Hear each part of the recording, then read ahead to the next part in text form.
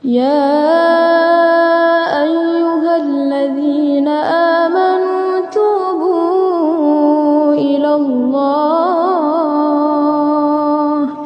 توبوا إلى الله توبوا إلى الله توبة نصوحا. Bismillahirrahmanirrahim. Assalamualaikum warahmatullahi wabarakatuh. Alhamdulillah. Wassalatu wassalamu ala rasulillah wa ala alihi wa sahbihi wa mawala amma ba'du. Sahabat anak pasar hijrah yang semoga dalam lindungan Allah Subhanahu wa ta'ala. Kali ini sahabatnya saya akan tampilkan sebuah pernyataan dari Bapak Idrus Ramli, yang mana beliau ini katanya pernah berdebat dengan tokoh dari kalangan Syiah. Yang mana di waktu itu Bapak Idrus Ramli ini berdebat dengan tokoh Syiah yang di Jember katanya, yaitu di IAIN. Dan lebih menariknya sahabatnya, katanya Bapak Idrus Ramli ini sendirian dan mengalahkan debat terbuka tersebut. Tokoh dari kalangan Syiah ini tidak berkutik dengan Bapak Idrus Ramli ini katanya. Coba kita simak pernyataannya.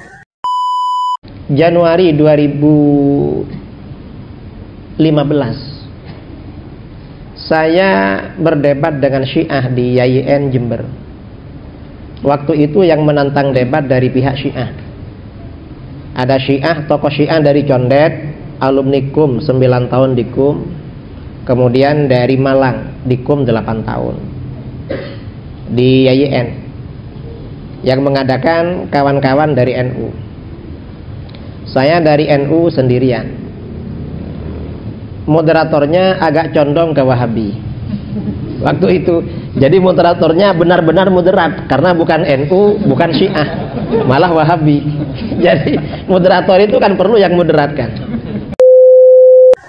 Namun sahabatnya, entah kenapa saya agak kurang yakin dengan pernyataan dari Bapak Idrus Ramli ini, yang mana beliau ini katanya sempat berdebat dengan tokoh-tokoh Syiah dan mengalahkan mereka. Dan kata Bapak Idrus Ramli ini, moderatornya itu condong kepada Wahabi katanya. Lagi-lagi Wahabi sahabatnya yang dikambing hitamkan Bapak Idrus Ramli ini. Namun sahabatnya, menanggapi pernyataan dari Bapak Idrus Ramli ini yang katanya berdebat dengan Syiah, tapi mengapa sahabatnya Bapak Idrus Ramli ini saya perhatikan itu lebih condong membela agama Syiah? Karena tentunya ritual-ritual yang dilakukan oleh Nahdlatul Ulama sekarang ini, yang tentunya dibela Bapak Idrus Ramli sahabatnya, itu amalan-amalan pertama kali orang Syiah yang melakukannya. Dan coba kita simak sahabatnya pernyataan dari beberapa tokoh Syiah yang mengatakan acara ritual-ritual maulid dan ritual-ritual lainnya tentunya yang dilakukan oleh Nahdlatul Ulama itu semua ajaran Syiah. Dan tokoh Syiah ini mengatakan bahwa NU sekarang ini lebih mirip dengan Syiah tanpa imamah katanya. Jadi sebetulnya kalau dirinci lebih dalam, ada banyak kesamaan antara paham Nahdlatul Ulama yang dominan di Indonesia dengan paham Syiah. Tahlilan itu, marhabaan, pembacaan sholawat, ziarah, mengambil berkah, bertawasul, itu dikongsi, tradisi yang dikongsi bersama. Iya, itu dikongsi bersama. Ya. Maulud bid'ah, orang Syiah yang pertama yang membawa maulud yang dipakai oleh Ahlus Sunnah wal Jamaah. Hol, orang Syiah yang pertama membawa hol dan dilanjutkan oleh NU.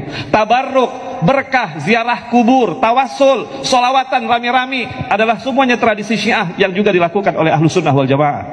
Saya tidak ada perbedaan dengan kiai-kiai. Mereka tawasul, mereka tabarruk, mereka kunut, mereka macam-macam. Saya sama dengan dia, tapi saya Syiah, dia Ahlus Sunnah wal Jamaah, saya bersaudara dengannya.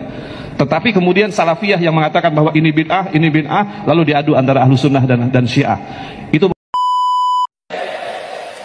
Maulid Nabi pertama kali diadakan oleh Al-Mu'izz Lidinillah, Khalifah Fatimiyah yang membangun khilafah di Mesir pada tahun 361 Hijriah, yang membangun kota Kairo, gubernurnya namanya Jauhar As-Sokli, yang membangun Al-Azhar yaitu Al-Mu'izz Al-Qahir Lidinillah.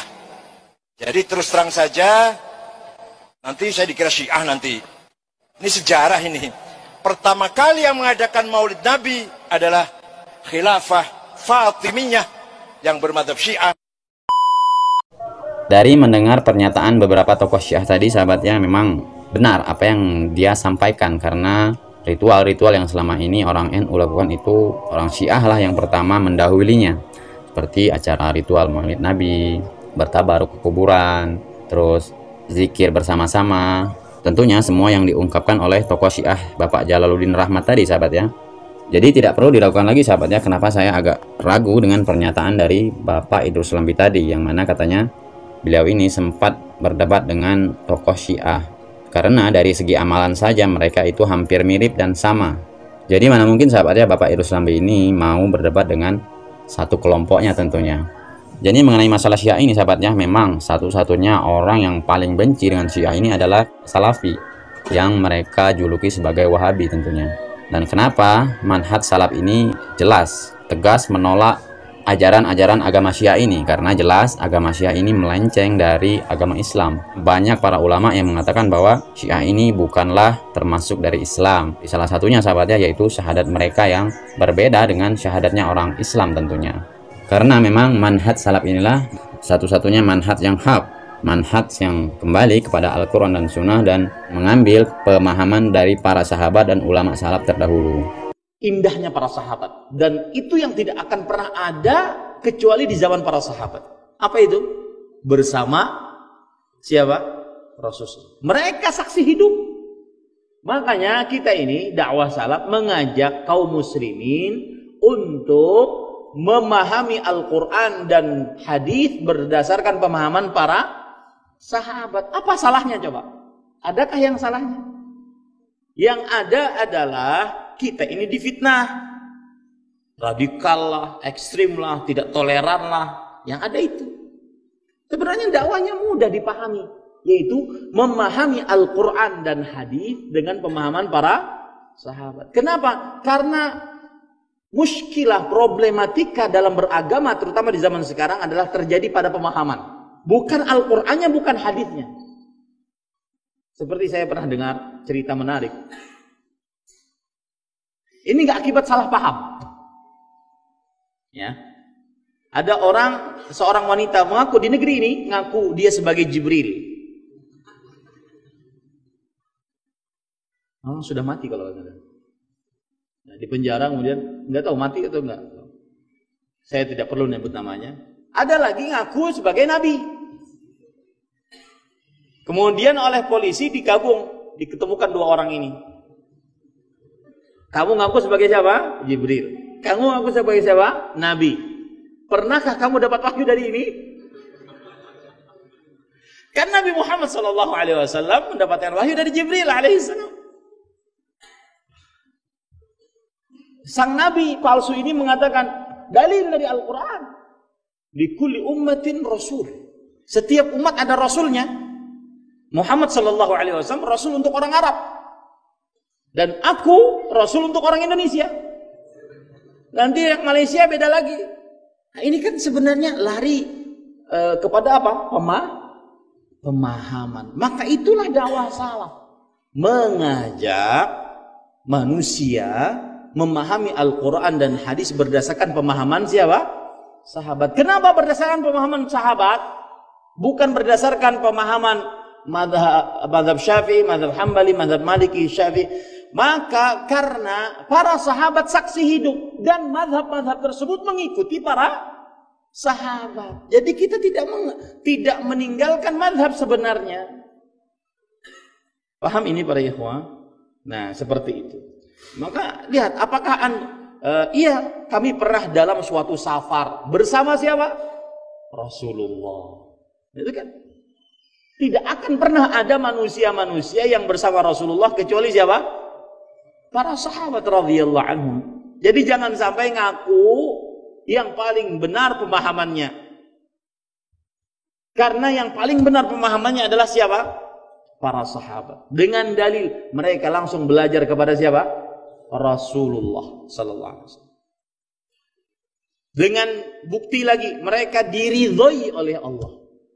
Dengan tambahan bukti lagi mereka dijamin surga oleh Allah Subhanahu wa taala. Dengan tambahan bukti lagi mereka adalah manusia-manusia terbaik berdasarkan ayat Al-Qur'an, hadis Rasulullah. Apalagi kurangnya? Itulah yang dimaksud dakwah salaf. Mengajak manusia memahami Al-Quran dan hadis berdasarkan pemahaman para sahabat. Kenapa? Karena mereka saksi hidup yang belajar langsung dengan Rasul Shallallahu Alaihi Wasallam. Buktinya ketika ditanya, iya kami pernah bersafar bersama Rasulullah. Ditanya tentang hawa nafsu, tentang cinta. Ketika kami sedang berada di samping beliau, tiba-tiba seorang Arab Badui datang. Bahkan mereka bisa menceritakan kejadian. Karena mereka yang menjadi saksi hidup. Mereka yang melihat, mendengar langsung secara nyata. Bukan katanya. Makanya sahabatnya, saya mengajak sini kepada sahabat semua agar kita memang harus kembali kepada ajaran salaf, yaitu manhaj salafus soleh. Yang mana di sini salafi yang mereka juluki Wahabi, mereka selalu membahas atau membantah khurafat-khurafat yang selama ini banyak terjadi. Salah satunya yaitu kesesatan orang Syiah ini. Dan saya himbau kepada sahabat semua agar kita bersatu sahabat ya, sebagai kaum muslimin untuk melawan kesesatan Syiah ini yang di Indonesia ini tentunya sangatlah merajalela dan semakin pesat berkembang. Dan himbauan saya ini sahabatnya, semoga bermanfaat, karena memang kita harus kembali kepada Al-Quran dan Sunnah dan memerangi kesesatan-kesesatan yang banyaknya terjadi di akhir zaman ini. Salah satunya yaitu kesesatan orang Syiah. Mohon maaf sahabatnya jika dalam video saya ini ada kekurangan atau kesalahan, mungkin itu kesalahan saya pribadi. Saya akhiri, wabillahi taufiq wal hidayah. Assalamualaikum warahmatullahi wabarakatuh.